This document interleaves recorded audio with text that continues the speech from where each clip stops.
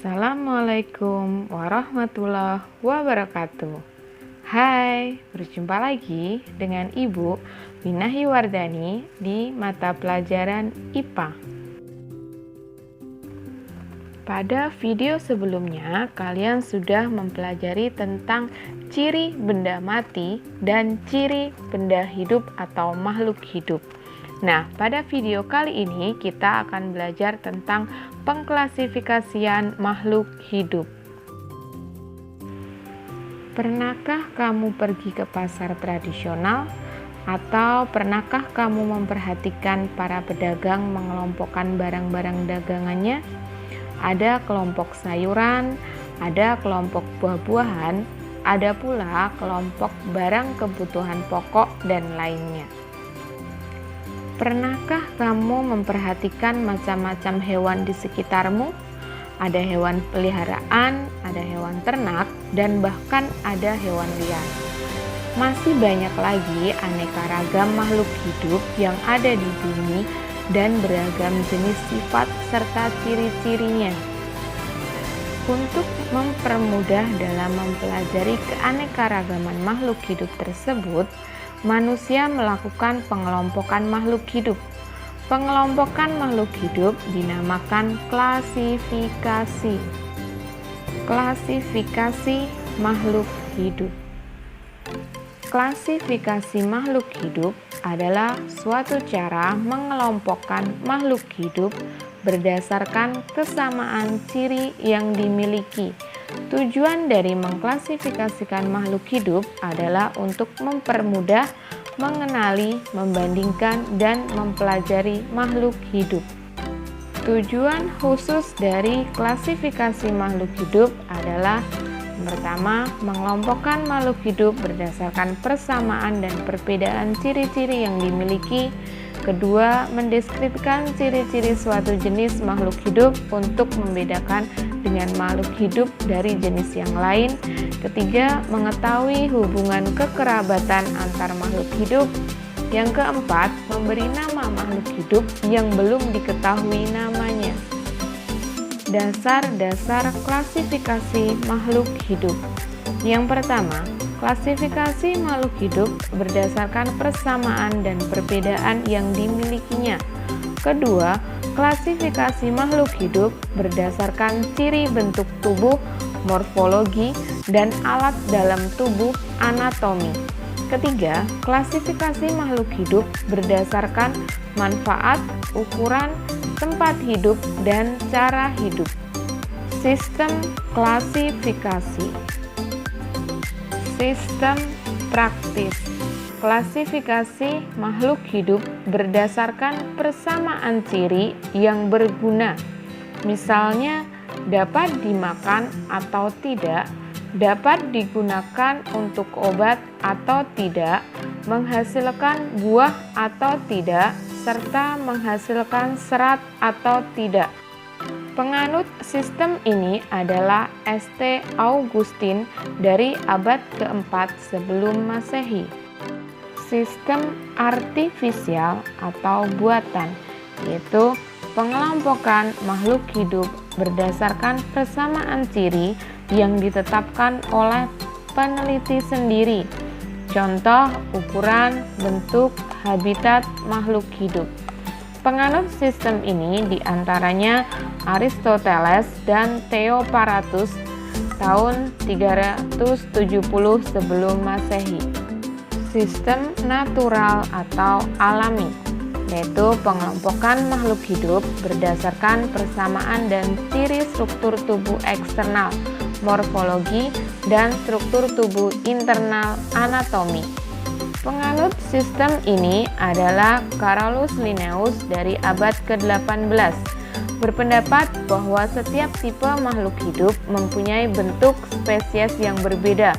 Oleh karena itu, jika sejumlah makhluk hidup memiliki sejumlah ciri yang sama, berarti makhluk hidup tersebut sama jenisnya.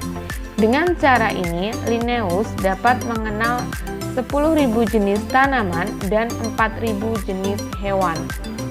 Sistem modern atau filogenik merupakan pengembangan dari pendapat Carolus Linnaeus sehingga dikembangkan dan mempunyai ciri-ciri. Yang pertama, persamaan struktur tubuh dapat diketahui secara eksternal dan internal.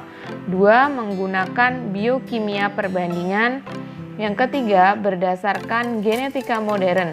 Gen dipergunakan juga untuk melakukan klasifikasi makhluk hidup. Adanya persamaan gen menunjukkan adanya kekerabatan.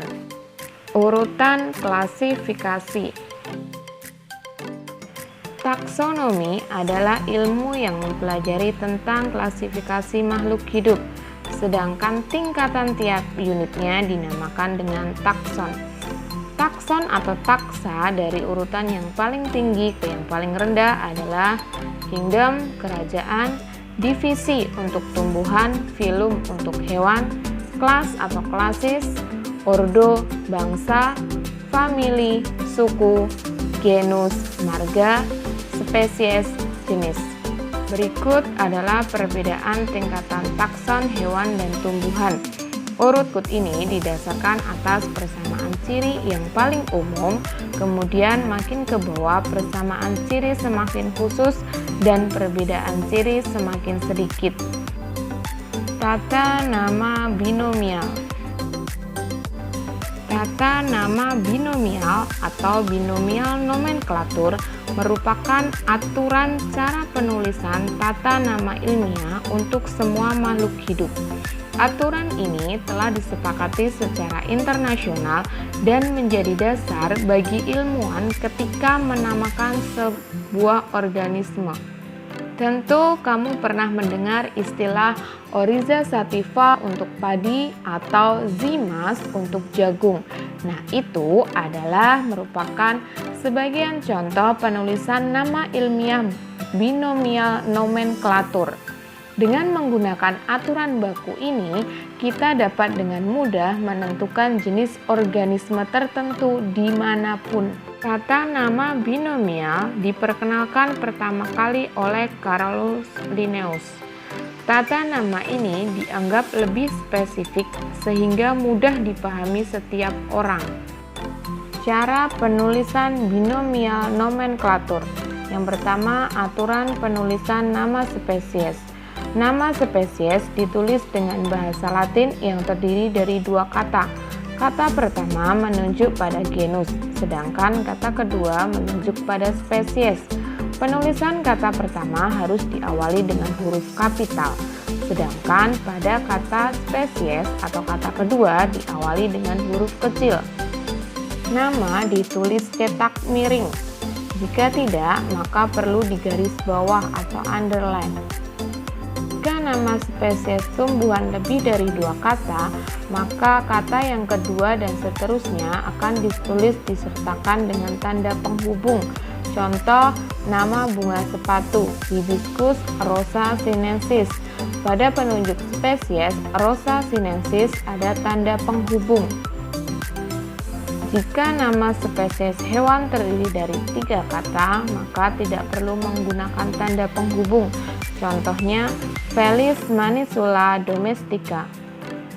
Nama penemu juga dapat ditulis pada huruf ini ditambahkan pada kata kedua dengan menambahkan huruf i di belakangnya. Contohnya adalah Pinus mercusi. Sedangkan ada tambahan singkatan SP untuk hewan atau SPEC untuk tumbuhan. Contohnya adalah Canis sp dan Adiantum spp. Aturan penulisan nama genus atau marga. Genus tumbuhan maupun hewan ditulis dengan satu kata tunggal. Penulisannya yaitu huruf pertama ditulis dengan huruf kapital. Contohnya, genus pada tumbuhan terong-terongan yaitu Solanum, Felis untuk kucing, dan Canis untuk anjing. Penulisan nama ilmiah suku diambil dari nama genus yang ditambah akhiran oc untuk tumbuhan dan idea untuk hewan. Contohnya adalah Solanaceae dan Canidae. Tidak perlu dibaca Solanaceae dan Canidae. A-nya tidak perlu dibaca. Aturan penulisan nama ordo atau bangsa. Takson ordo pada tumbuhan ditambahkan akhiran ales. Contohnya adalah Graminales untuk rumput-rumputan atau Rosales untuk mawar-mawaran. Sedangkan untuk hewan tidak ada akhiran. Contoh ordo hewan yaitu adalah Carnivora, Herbivora, dan Omnivora. Aturan penulisan nama kelas atau klasis. Penulisan nama kelas dapat mengambil nama genus yang ditambah dengan akhiran "nae". Contohnya Equisentaceae yang diambil dari genus Equisentum. Contoh penulisan dari kelas itu adalah Chlorophyta, yaitu ganggang yang memiliki kloroplas. Kunci determinasi. Kunci determinasi merupakan suatu kunci yang dipergunakan untuk menentukan filum atau divisi, kelas, ordo, famili, genus, spesies. Dasar yang digunakan kunci determinasi ini adalah identifikasi dari makhluk hidup dengan menggunakan kunci dikotom. Hal-hal yang perlu diperhatikan dalam pembuatan kunci determinasi adalah seperti berikut. Yang pertama, kunci harus dikotom, artinya dia memiliki dua ciri-ciri yang berlawanan dari ciri yang disebutkan. Dua kata pertama dalam tiap pernyataan dalam satu kuplet harus identik. Contoh, tumbuhan berumah satu, tumbuhan berumah dua. 3. Pilihan atau bagian dari kuplet harus kontradiktif sehingga satu bagian dapat diterima dan yang lainnya ditolak. Keempat, hindari pemakaian kiasan yang tumpang tindih atau hal-hal yang bersifat relatif dalam kuplet. Contoh, panjang daun 4-8 cm, daun besar atau kecil. 5. Gunakan istilah-istilah yang bisa diamati. 6. Pernyataan dari dua kuplet yang berurutan jangan dimulai dengan kata yang sama. 7. Setiap kuplet diberi nomor. 8. Buat kalimat pernyataan yang pendek. Berikut adalah contoh kunci determinasi dalam bentuk diagram. Misal kita mau mengamati tanaman jagung, maka dipilih dari poin 1A atau 1B. Tanaman jagung itu berspora atau tidak berspora. Misal 1B, tidak berspora. Maka dipilih, kita lanjut ke nomor 3. Dia termasuk biji tertutup atau biji terbuka. Berarti 3A.